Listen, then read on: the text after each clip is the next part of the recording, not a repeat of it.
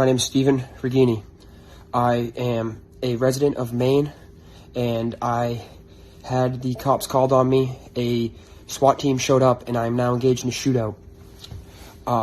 My state has been the #1 abortion and gay rights state in the entire country, and I've been segregated against for my beliefs. Now they're trying to arrest me simply because I do not believe in gay rights.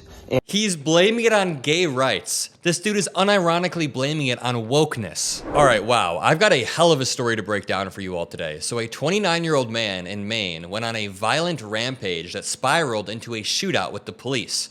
And he ended up killing a canine dog. Rest in peace to that dog. He shot a deputy in the shoulder, all while holding his baby hostage. And the most bizarre part is, he was recording himself throughout this, and he begins to blame it all on abortion rights. He blames it on same-sex marriage. He even blames it on the COVID vaccine. Basically, every single MAGA boogeyman is what this guy tries to blame, and it kind of reminds me of when Trump gave that presser right after the DC plane crash, and he blamed it all on DEI.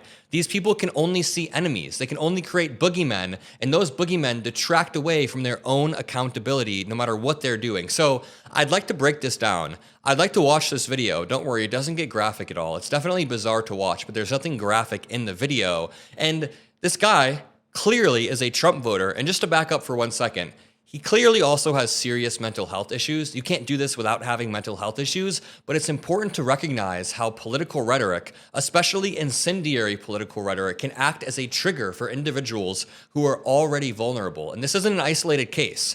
How many Trump voters, how many Trump loyalists have fought with police officers? Think about the J6ers. How many of them got out of jail after January 6th and then continued to fight with police officers? I covered multiple stories like that. It's just a dangerous pattern that we've seen time and time again. And yes, political extremism exists on both sides of the aisle, but it disproportionately is done by far-right people. And Donald Trump's political strategy, which has long revolved around stoking fear and resentment for immigrants, for LGBTQ individuals, for anyone who doesn't align with his extremist base, manifests in ways like this. So I'd like to break down this video just to run through the article really quickly. Police canine and suspect killed.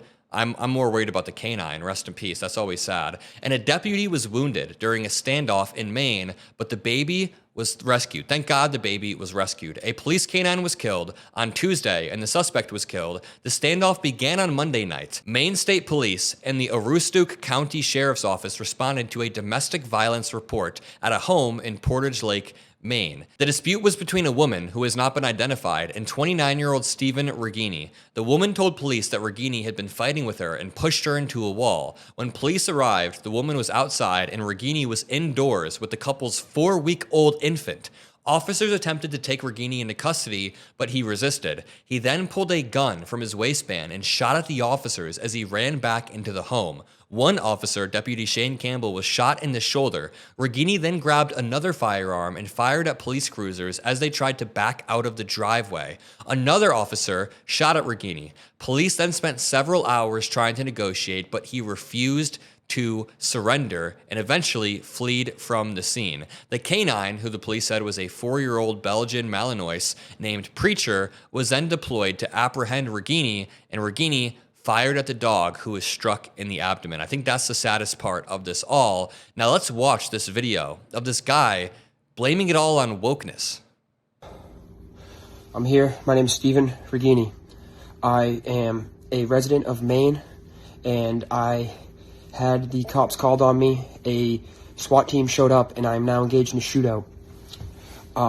My state has been the #1 abortion and gay rights state in the entire country, and I've been segregated against for my beliefs.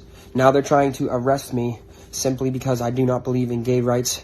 He's blaming it on gay rights. This dude is unironically blaming it on wokeness. And abortion, which is the #1 state of Maine right now. That's what they do. They're an abortion mill. So I'm here. I'm in a shootout with the authorities who are protecting the rights of doctors to murder babies, and they are protecting the rights of children to be ripped out of the womb and killed. I'm here with my baby daughter, who they're also trying to take away, and I assure you that I am not the aggressor here. They tried to arrest me, they tried to tase me, they're trying to make me a criminal. They are trying to get me in trouble. They are trying to take me to jail for a long time for getting in an argument with my wife, which was a simple argument. I've spoke with her since. I love my wife. I love my daughter. I'm so grateful for all God has blessed me with. I'm grateful for my farm. I'm grateful for everything, all my friends and people who love me.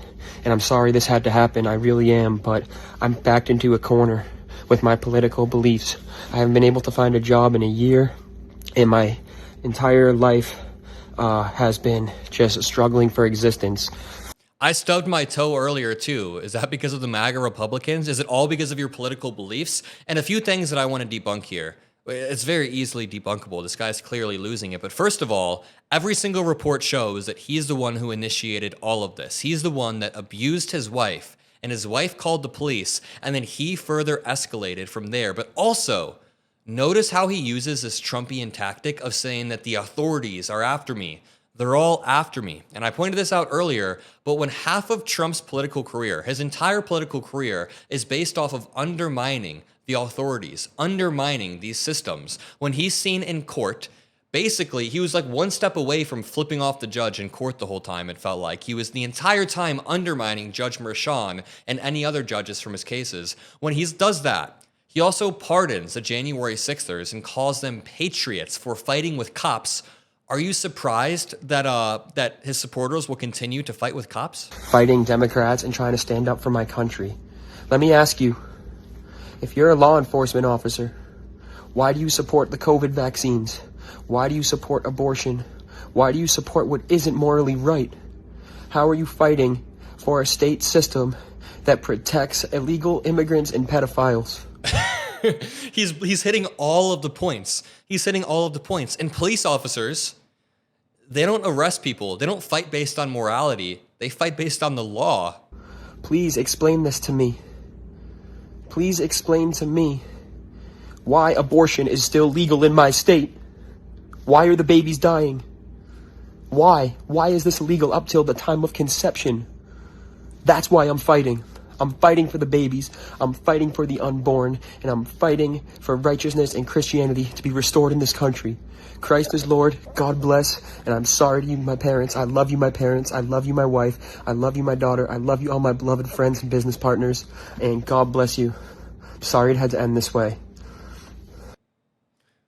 I mean, I don't even know. There's a few things going through my head right now. First of all, this guy clearly has something deeper below the surface. I think anybody watching this should be able to admit that there's something deeper that is manifesting here. It's not all because of politics. He's just using that as a cover, but all of my points still stand. Because just think about it.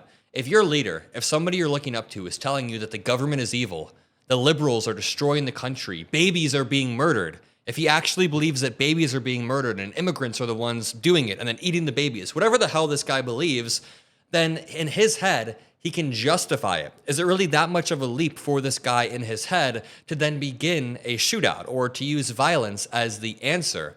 And honestly, this isn't even hypothetical. Trump has said all of these things before, except maybe immigrants eating babies. Apparently, immigrants only eat animals. It's not even that funny. This is a serious mental crisis that was only exacerbated by Trump's rhetoric. And mental health crises like this don't emerge overnight. No single political speech can be blamed for someone's actions. No single tweet can be blamed, except for Trump on January 6th saying Mike Pence didn't do what needed to be done. That tweet caused direct violence. But even then, there were months and months of people laying the groundwork. So I'm not saying that this guy snapped because of some Trump speech or whatever, but I am saying that over time, Trump's rhetoric provides a framework for these individuals to channel their anger. He provides very clear enemies, quote unquote enemies, where people can then project their personal failures and struggles onto immigrants or liberals or child-killing doctors or gay people, whatever the hell he wants to do. This is the essence of radicalization. People who are easily radicalized, people who are impressionable are pulled into the MAGA cult because the MAGA cult preys on the vulnerable, preys on people who just need simple explanations for complex problems, and then frame violence as a justified response. And of course, the stakes are even higher when the person spreading this rhetoric is a former president who holds influence over millions of people, and then the stakes become even higher when he's saying this to people who are mentally ill. I'm not saying all of his supporters are mentally ill. I'm saying a lot of the J6ers were, and this guy clearly has problems. So again, just to wrap this up, When Trump spreads this inflammatory, incendiary rhetoric and then calls people patriots for beating the shit out of police officers, you can draw a direct line between that and this guy thinking that the police officers need to be taught a lesson because the system is out to get this guy for whatever reason. I'll leave it at that. Make sure you drop a like. Subscribe to the channel. 75% of viewers aren't subscribed, so it would mean the world if you subscribe. Have a great rest of your day, and I'll see you in the next one. Peace out.